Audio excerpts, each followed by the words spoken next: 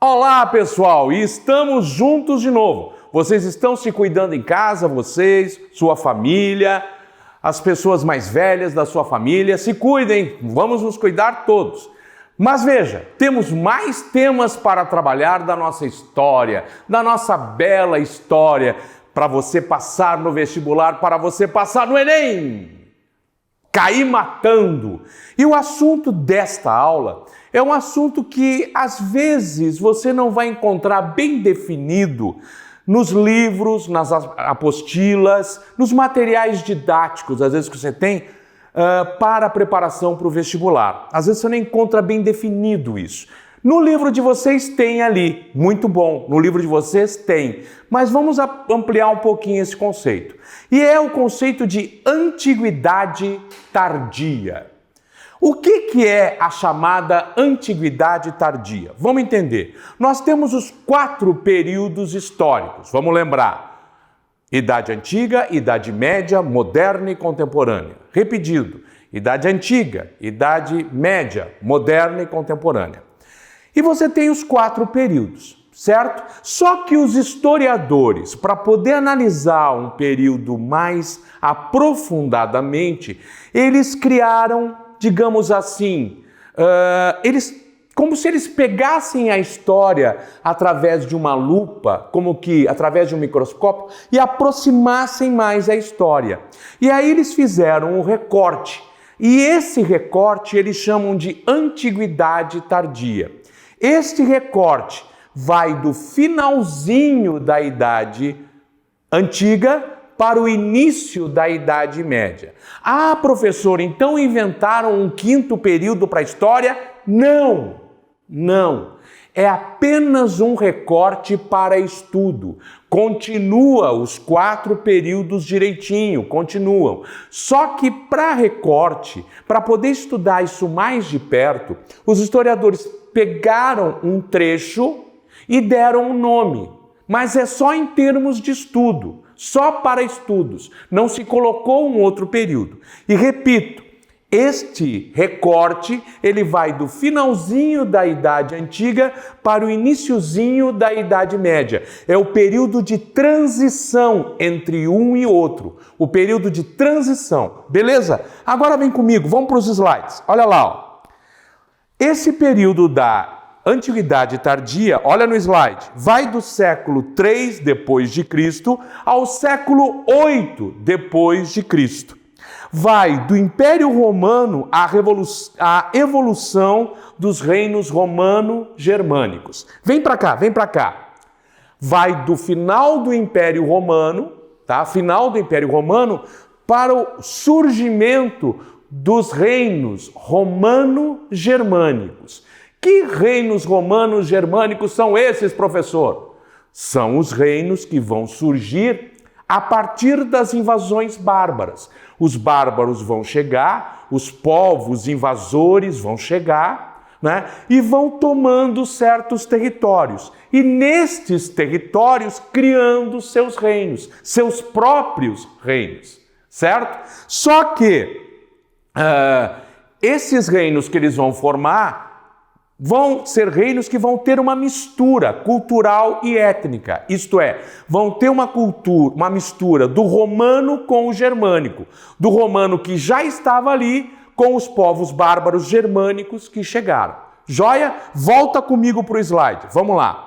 Levou à formação da civilização feudal da Europa Ocidental. Foram justamente estes reinos, vem para cá comigo, foram justamente esses reinos que levaram à formação da Europa feudal ocidental, dos reinos que vão se formar na Europa Ocidental. Beleza? Volta para o slide comigo lá, vamos lá. Bem, aqui você tem de novo, só para nós relembrarmos, uma imagem da extensão do Império Romano. Do Império Romano que vai sofrer as invasões dos povos bárbaros. Vamos lá então, olha ali, ó. Primeiro, continua olhando, os povos germânicos virão do norte da Europa, germânicos, Germany, Alemanha, norte da Europa. Depois os povos eslavos, que vêm da Europa Oriental. E por último, os tártaros mongóis, que vêm lá do extremo Oriente. Então, germânicos, eslavos e tártaros mongóis. Vem para cá, vem para cá, vem para cá comigo. Mas só que grave, por favor, quais serão os povos mais importantes nessas invasões que vão acabar derrubando o Império Romano do Ocidente? As invasões germânicas. Vários povos germânicos, várias tribos germânicas que vão invadindo o Império. Algumas pacificamente, outras violentamente, mas vão invadindo o Império. Principalmente o Império Romano do Ocidente, ao ponto que o Império Romano do Ocidente vai cair. Lembre-se, você viu comigo na aula passada que o imperador Teodósio dividiu o Império Romano em duas metades, lembra? O Império Romano do Ocidente, com capital em Roma, e o Império Romano do Oriente, com capital em Constantinopla. Lembra disso? Joia!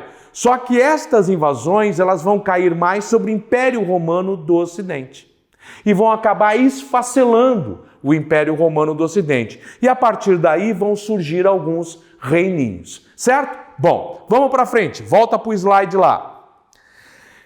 Dois fatores foram marcantes para a transição do Império Romano para a sociedade feudal ocidental. Dois fatores, anota aí no teu caderno: ruralização do Ocidente e crise do escravismo. Vem para cá, vamos olhar os dois rapidinho. Primeiro, o que é a ruralização do Ocidente? Ora, a partir das invasões bárbaras e dos ataques bárbaros, as cidades eram os principais alvos dos bárbaros.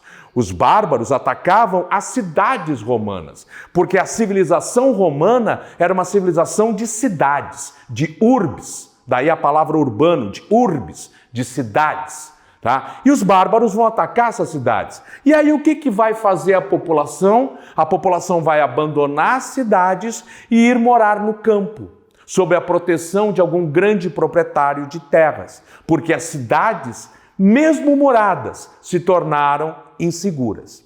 Isso foi a ruralização, ruralizar, tornar algo rural, tornar algo do campo, a ruralização do Ocidente. Depois, a crise do escravismo. Ora, pelo amor dos meus filhinhos, qual era um dos motivos para a expansão romana? Não era justamente conseguir escravos, mais escravos, para a sociedade escravista deles? Se eles começaram a ter que se defender de invasões dos bárbaros, eles não puderam mais conquistar para trazer escravos. Então você vai ter um declínio no número de escravos.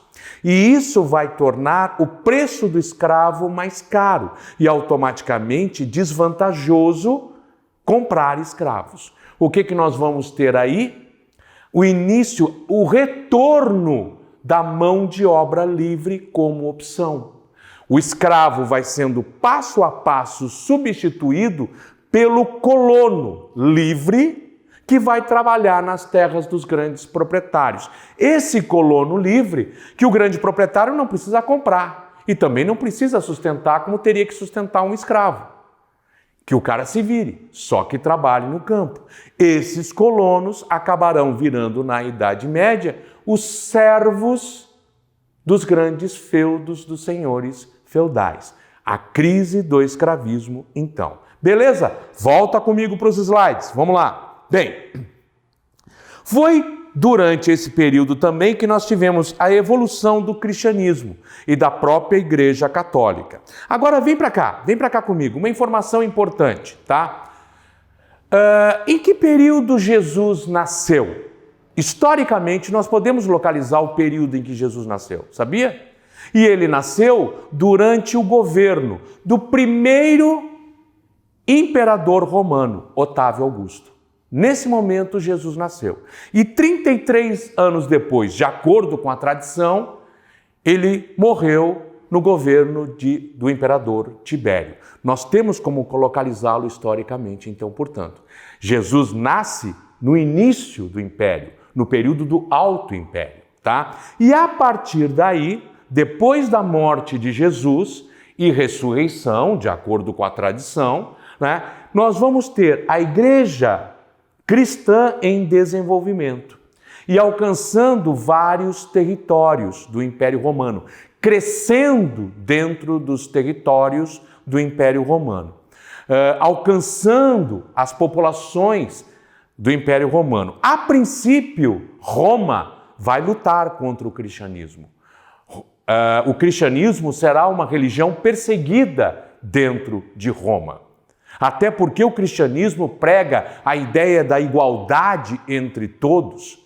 E se é uma coisa que não interessa para um romano escravista, é a ideia de igualdade.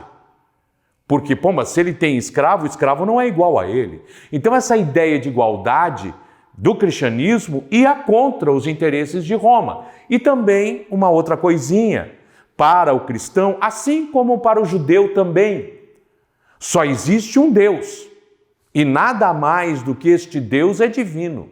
No entanto, alguns imperadores romanos, como Calígula e Nero, pretenderam serem divinos. Inclusive construíram templos para eles mesmos. E nenhum cristão adoraria o imperador. Então, este era alguns dos aspectos que levava Roma contra os cristãos. Mas, volta no slide lá comigo, em 313, o imperador Constantino, ele deu liberdade de culto aos cristãos. O mesmo Constantino, vem para cá, o mesmo Constantino, que lembra? Transferiu a capital de Roma para Constantinopla, que nós vimos na aula passada. Pelo amor dos meus filhinhos, de novo, nunca me esquece o nome de Constantino. Esquece o nome da mãe, esquece o nome do pai, esquece o nome do namorado, da namorada. Mas não esquece o nome do Constantino. Ele é o imperador mais pop do Império Romano. Tá? Por favor, Constantino, duas coisas que ele fez. Transferiu a capital de Roma para Constantinopla. Segunda coisa que ele fez, ele deu liberdade de culto aos cristãos. Por quê? Porque ele mesmo se converteu ao cristianismo. Ele se tornou o primeiro imperador cristão de Roma. Tá? E por que ele teria feito isso? Ele disse que recebeu uma mensagem do Deus dos cristãos. Mas nós, historiadores, acreditamos mais que ele percebeu que o cristianismo estava crescendo muito dentro do império e que era melhor se aliar ao cristianismo. É aquela velha máxima, quando você não pode vencê-los, alie-se a eles. Constantino, então. Vamos agora para um outro imperador que você também não pode esquecer, tá? E eu estava esquecendo uma coisinha. Foi Constantino que fez o chamado Concílio de Nicéia. Está vendo no slide? Concílio de Nicéia. Quando ele reuniu os bispos e unificou a fé cristã. Então, por favor, vem para cá. Não cai no golpe da Federal, por exemplo, tá? Se a Federal disser para você, cite alguma característica do culto nicênico, não olhe e diga, meu Deus, eu não sei o que é culto nicênico.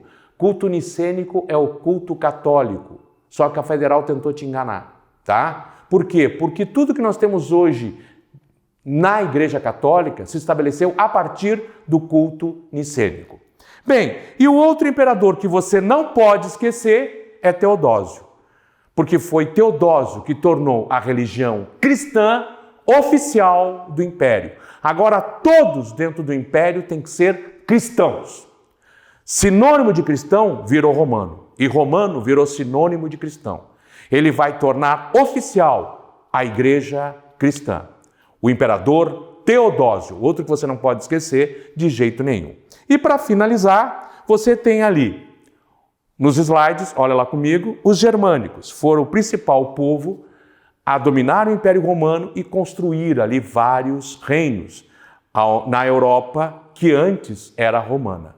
Reino como dos visigodos, ostrogodos, anglo-saxões, reinos de origem germânica, mas que derão mais tarde origem aos países que nós conhecemos hoje na Europa, certo? Esse último slide também muito importante.